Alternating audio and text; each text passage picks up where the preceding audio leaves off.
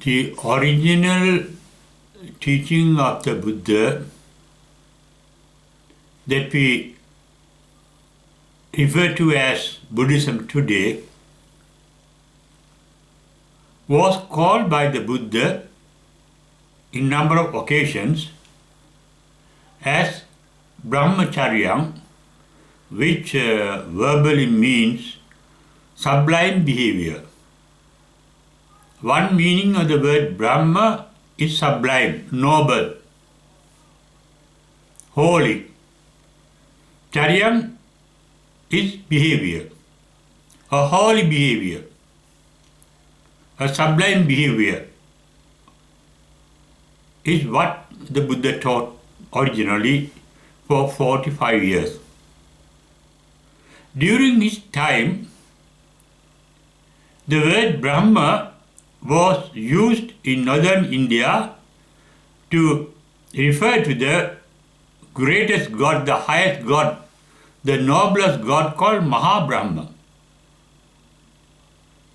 Because both according to the North Indians at that time called Brahmins, as well as the Buddha, the behavior of Brahma is extremely sublime, noble. Brahmins refer to 5 aspects of the Brahma's noble behavior. They are mentioned by a Brahmin called Vasetta in the Tevijja Sutta, where both the Buddha and the Brahmin Vasetta agreed that Brahma is endowed with 5 noble qualities. Accordingly, his main qualities apariggaho citto.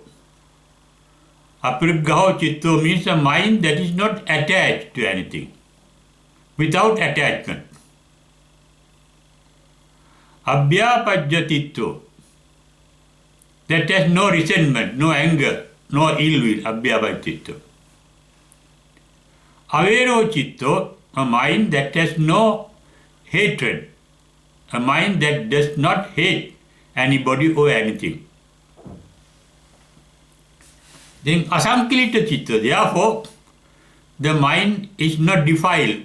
Kilita means defilement, mental defilement. The mind is pure, purity of mind is called asankilita citta. Uncontaminated, undefiled, unpolluted mind. Asankilita citta. And that type of mind is maintained by self-control as mentioned by the 5th quality referred to as vasavatti. Vasavatti is under control, self-control, self-discipline. The main difference between the Brahmas in the Brahma world and the enlightened disciples of the Buddha is that Brahmas maintain a pure mind by discipline, by control. The enlightened disciple of the Buddha maintain a pure mind, purified mind. Purified mind is called sacitta pariyodaparam, the main advice of the Buddha. The purified mind without any control, without any discipline. No self-control. That means they are automatic, indeliberate. Brahmas, they maintain the purity of mind by deliberate effort without allowing defilements to corrupt the mind, to pollute the mind. Buddha referred to 4 aspects of the sublime mind of his disciples that he used as brahmacharya, sublime behavior, noble behavior, holy behavior. Metta, karuna, mudita, upekka. They are the 4 words used by the Buddha to refer to 4 aspects of the sublime state of his enlightened disciples' mind. Metta, in the modern sense, we can translate as altruistic love, benevolence, unselfish benevolence, non-self-centered benevolence, automatic benevolence, expecting nothing in return, altruistic love, pure love. Normally our love is contaminated by jealousy, anger, possessiveness, envy and so on, doubt and so on. Metta is love that is not polluted, unpolluted love, uncontaminated love. Karuna is translated into English as compassion. It is a quality of empathy. You feel for the other person's suffering. You are in other person's boot. You get absorbed in the other person. Both is pains and pleasures, as if you are the other person, without any discrimination. Mudita is referred to in English as altruistic joy.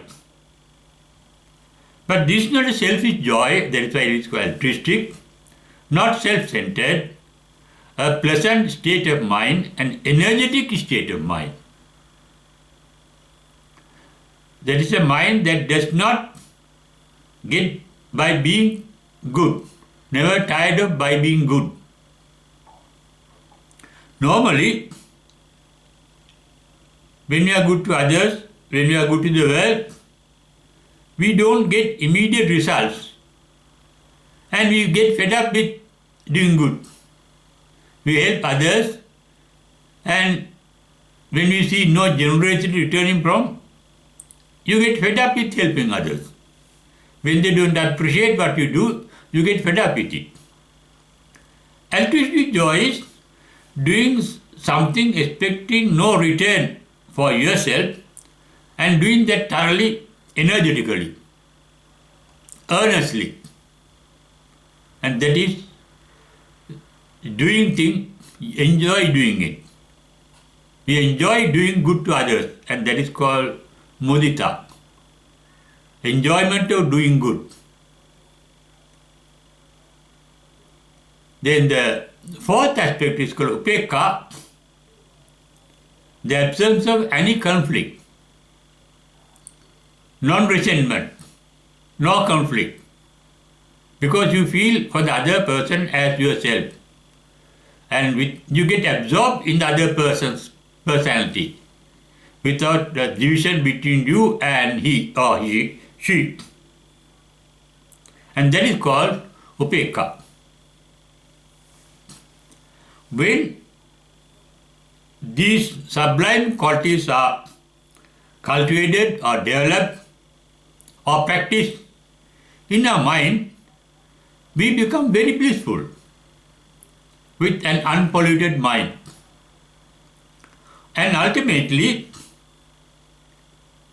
we end up being enlightened. That is, we are benevolent to others. We always try not to hurt others, but to relieve them from their pains and hurts, and enjoy doing good to the world, and in non-conflict with anybody else. In the Maharavulvada Sutta, Buddha explained these 4 qualities of sublime behavior, brahmacariyam, to young Reverend Rahula saying, when you develop metta, the altruistic love or benevolence, your ill will get diminished. Your ill will get diminished. When you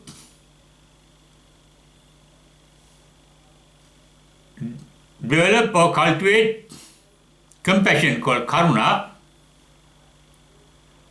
your tendency to hurt others get diminished gradually. When you cultivate mudita, altruistic joy,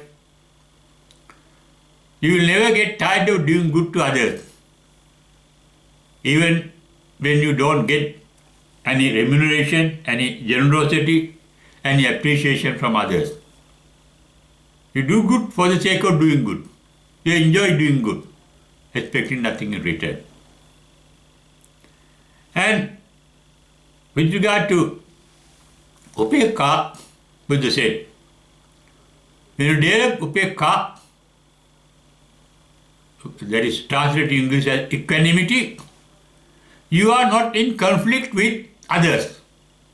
That means you are able to accept others and other things as they are.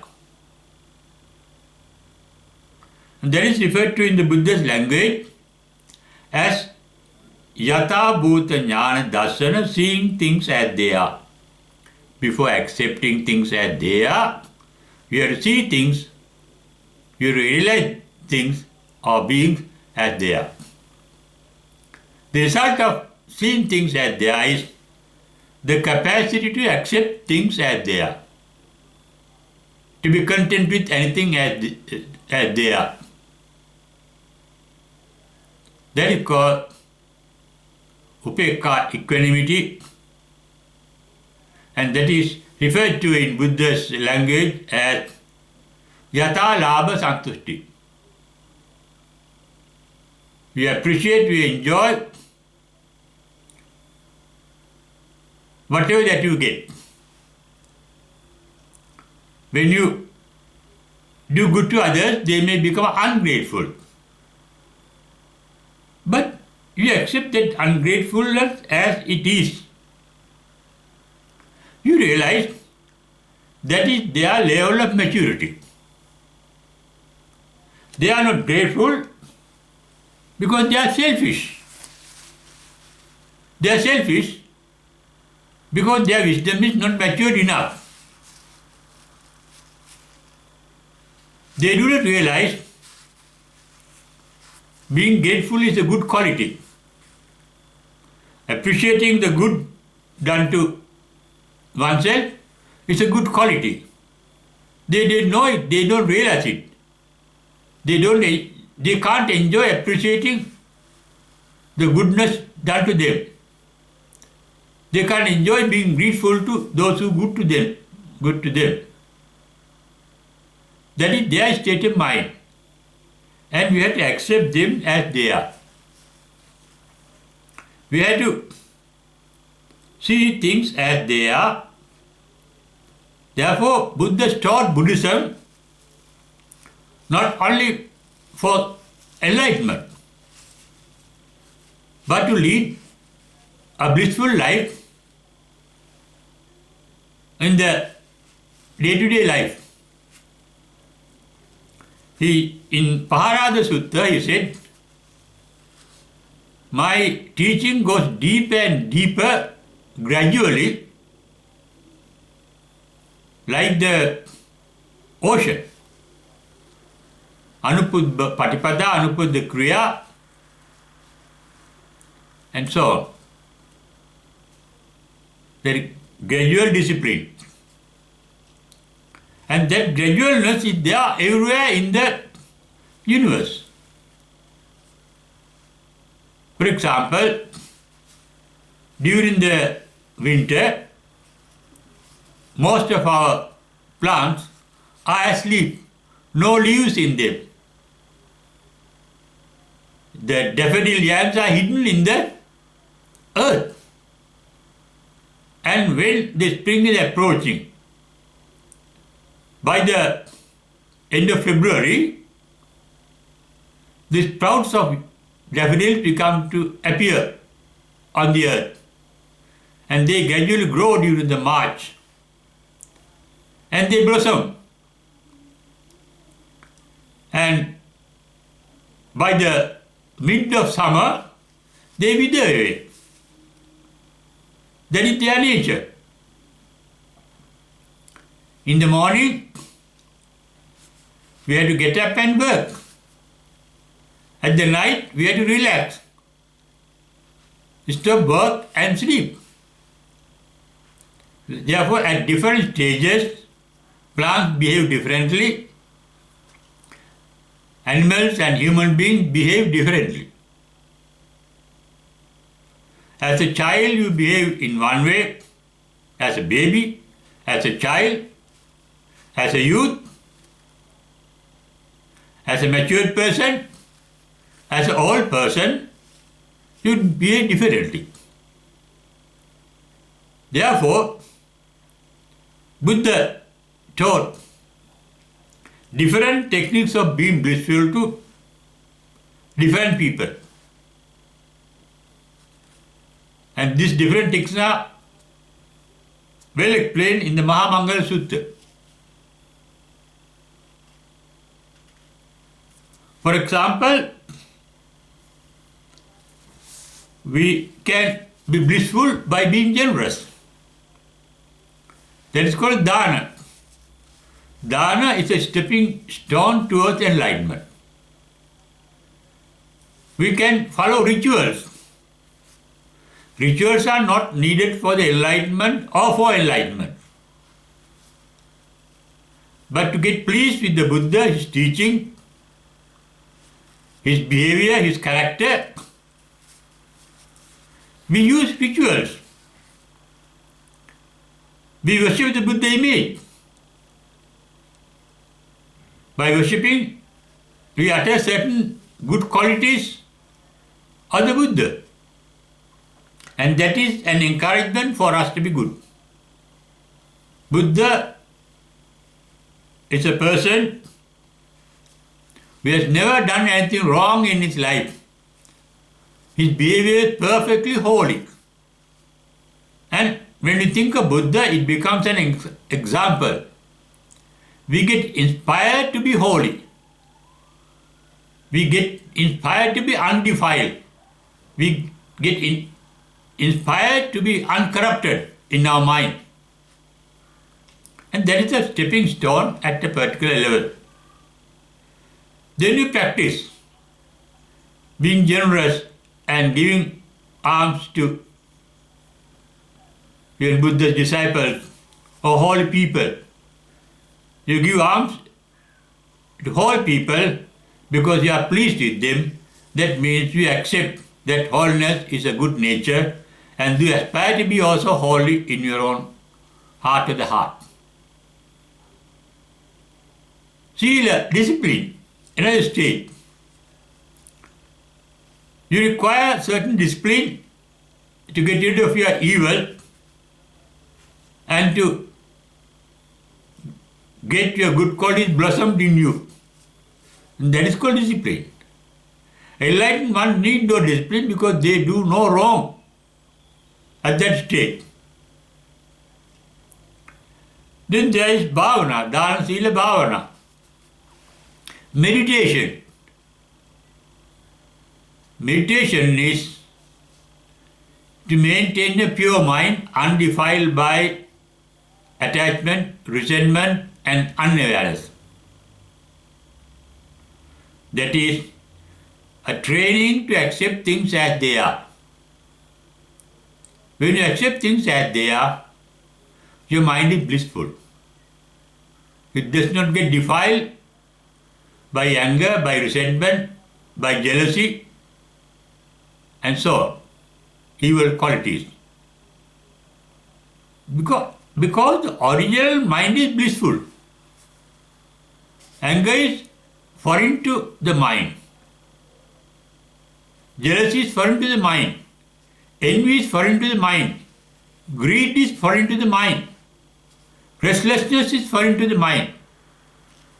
The original mind is free from both pleasant and unpleasant feeling. When there is a pleasant feeling, we get attached to it and start thinking of it.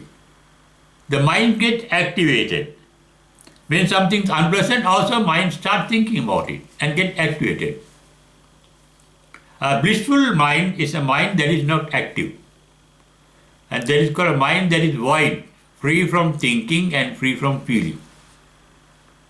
Thinking is always associated with feelings. What happened to the Buddha, the enlightenment, called his first paean of joy? After enlightenment, he said, Visankara gatam chitta. The mind became silent. The thinking process ceased in my mind at the enlightenment. And what is thinking process? There is the suffering called as Buddha that we have to be careful of. We suffer because of our thinking called the Buddha. Therefore, in his first sermon called Dhammacakkappavattana Sutta, he said, Sankittena pancha upadanakkhandha dukkha. Suffering is nothing but thought formation. Thought formation, we think of things that we like, we think of things that we dislike, we think of things that we are ignorant of. Like means raga, dislike means dosa, according to Buddha's language. Ignorance means moha, according to Buddha's language. Enlightenment means free from both likes, dislikes and ignorance, with full attentiveness. That is, the capacity to accept things as they are, being aware, attentive. This is what Buddha taught for different people at different levels. We may be in the Montessori level, grade 1, grade 2, grade 3, ordinary level, advanced level, degree level, postgraduate degree level, doctorate level and so on. Buddha taught his doctrine to suit different classes at different stages. And it is up to us to select. The choice is in us to select the type of Buddha's teaching suitable to us in our stage of spiritual development. We are at different paths towards nirvana, and requirements at different levels of that path are different. That is why Buddha says, you should be your own guide. You have to be light unto yourself. You have to use your own light to select what is right and what is wrong, or what is suitable for you. That is why the last advice of Buddha to his unlike said disciple was Atta Deepa Virata. And in the Dhammapada, the Buddha said, Attai Atano Nato, you are the help unto yourself in gaining enlightenment. Nobody can get enlightened. Akkataro Tathagata Buddha, the Dhammapada, Buddha only shows the path. It is up to you to travel that path. And it is up to you to find out at what stage of the path you are and what is suitable for you at that particular path. Therefore, Buddhism taught by Buddha is vast like the ocean, and before going deep into the sea, you have to go gradually from the shore towards that depth before you start swimming. And the capacity to select what type of Buddhism suitable for you at different levels is in you.